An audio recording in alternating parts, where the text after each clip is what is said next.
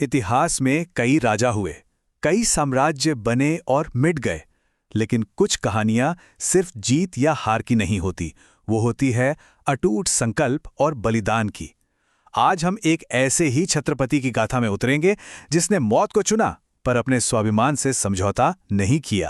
जरा सोचिए, उस दौर का सबसे ताकतवर बादशाह औरंगजेब और उसके सामने बेड़ियों में जकड़ा एक मराठा राजा। प्रस्ताव सीधा था, एक तरफ थी जिंदगी और सल्तनत और दूसरी तरफ था धर्म और स्वाभिमान। और उनका जवाब, उस एक ना ने उनसे उनका सब कुछ छीन लिया, पर बदले में एक ऐसे साम्राज्य की नींव रख दी जिसने मुगल सल्तनत को हिला कर रख दिया। उस एक फैसले ने इतिहास का रुख ही मोड़ दिया। तो सवाल ये उठता है कि ये चट्टान जैसा संकल्प, ये अटूट हिम्मत आखिर आई कहां से? इसका जवाब हमें उनके शुरुआती जीवन में मिलता है, जहां हर मुश्किल उन्हें आने वाले तूफान के लिए तैयार कर रही थी। उनका जीवन बचपन से ही परीक्षाओं की आग में तप रहा था। महज 2 साल की उम्र में मां का साया सिर से उठ गया, और फिर सिर्फ 9 साल की उम्र में उन्होंने अपने पिता के साथ आगरा की कैद से वो ऐतिहासिक फरारी देखी। शायद उसी दिन उनके मन में मुगलों के लिए एक कभी ना मिटने वाला अविश्वास पैदा हो गया था। संभाजी महाराज सिर्फ एक महान योद्धा नहीं थे, ये कहना तो अधूरा होगा। वो एक दुर्लभ संगम थे। एक तरफ उनकी तलवार चलती थी तो दूसरी तरफ उनकी कलम, संस्कृत से लेकर फारसी तक कई भाषाओं में राजनीति पर बुद्धभूषण जैसा ग्रंथ लिख रही थी। मतलब दिमाग और बाहुबल दोनों का एक अद्भुत मेल था उनमें। पिता शिवाजी महाराज की मृत्यु के बाद सिंहासन तक का सफर फूलों का नहीं था। बाहरी दुश्मनों से लड़ने से पहले उन्हें अपने ही घर के अंदर की साजिशों से निपटना पड़ा। उनकी अपनी सौतेली मां सोयराबाई अपने बेटे राजा राम को गद्दी पर बैठाना चाहती थीं। दरबार के कई बड़े मंत्री भी इस साजिश में शामिल थे। तो एक तरफ थे असली हकदार संभाजी और दूसरी तरफ एक पूरा गुट जो उन्हें सिंहासन से दूर रखना चाहता था। लेकिन संभाजी ने जो किया वो उनकी राजनीतिक सूझबूझ को दिखाता है। जैसे ही साजिश की भनक लगी, उन्होंने तेजी से काम किया। सेना प्रमुख हम्बीरराव मोहिते उनके साथ आ खड़े हुए और जनता के भारी समर्थन के साथ वो रायगढ़ पहुंचे। साजिश करने वालों के पैर उखड़ गए और संभाजी ने अपना हक हासिल किया।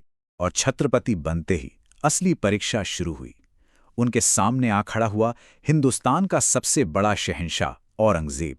ये एक ऐसी टक्कर थी जिसे इतिहास हमेशा याद रखने वाला था। ये लड़ाई बराबरी की तो बिल्कुल नहीं थी। एक तरफ थे मुट्ठी भर मराठे जो अपनी जमीन और अपने स्वाभिमान के लिए लड़ रहे थे, तो दूसरी तरफ थी दुनिया की सबसे अमीर और सबसे बड़ी फौजों में से एक, जिसका सिर्फ एक मकसद था, मराठा साम्राज्य का नामो निशान मिटा देना। ये कोई छोटी मोटी जंग नहीं थी। खुद औरंगजेब 5 लाख की विशाल सेना लेकर दक्कन में उतरा था। सोचिए, 5 लाख की फौज सिर्फ एक छोटे से साम्राज्य को कुचलने के लिए। औरंगजेब को लगा था कि ये कुछ महीनों का काम है, लेकिन संभाजी महाराज ने उसके सारे मंसूबों पर पानी फेर दिया। वो सिर्फ बचाव नहीं कर रहे थे, बल्कि पलटकर वार भी कर रहे थे।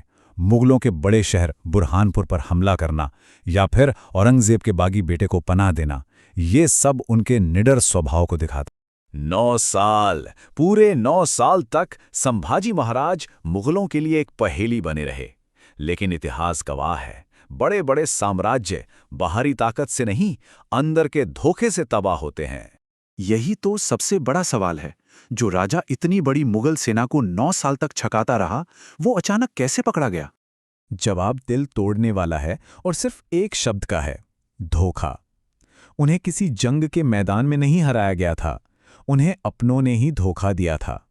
और वो विश्वासघाती कोई और नहीं, उनका अपना साला गणोजी शिर्के था।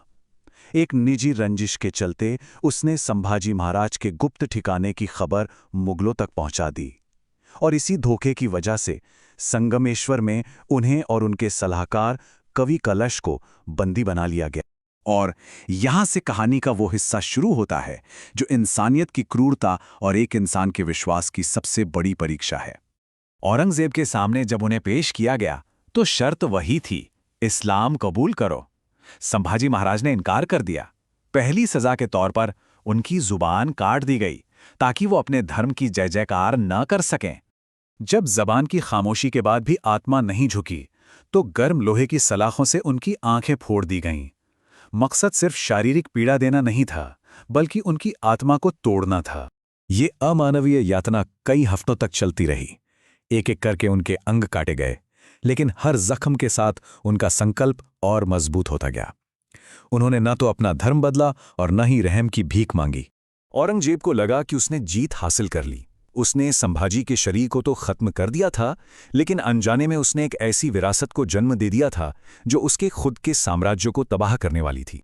बिल्कुल सही। संभाजी महाराज की शहादत बेकार नहीं गई, बल्कि उनके बलिदान की खबर ने पूरे मराठा साम्राज्य में एक आग लगा दी। ये एक ऐसे स्वतंत्रता संग्राम की शुरुआत थी जिसने आखिरकार मुगल साम्राज्य को घुटनों पर ला दिया। ये टाइमलाइन देखिए, ये सब कुछ साफ कर देती है। 1689 में संभाजी की शहादत हुई और उसके बाद मराठों ने और भी ज्यादा ताकत से लड़ना शुरू किया। औरंगजेब अगले 18 साल दक्कन की जमीन में ही फंसा रहा और आखिरकार यहीं पर एक हारा हुआ बादशाह बनके मर गया।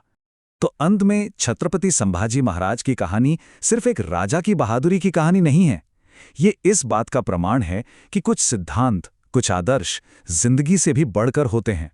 ये एक ऐसी विरासत है जो हमें हमेशा याद दिलाती है कि सबसे मुश्किल और अंधेरे दौर में भी एक इंसान का बलिदान पूरे राष्ट्र को रोशन कर सकता है।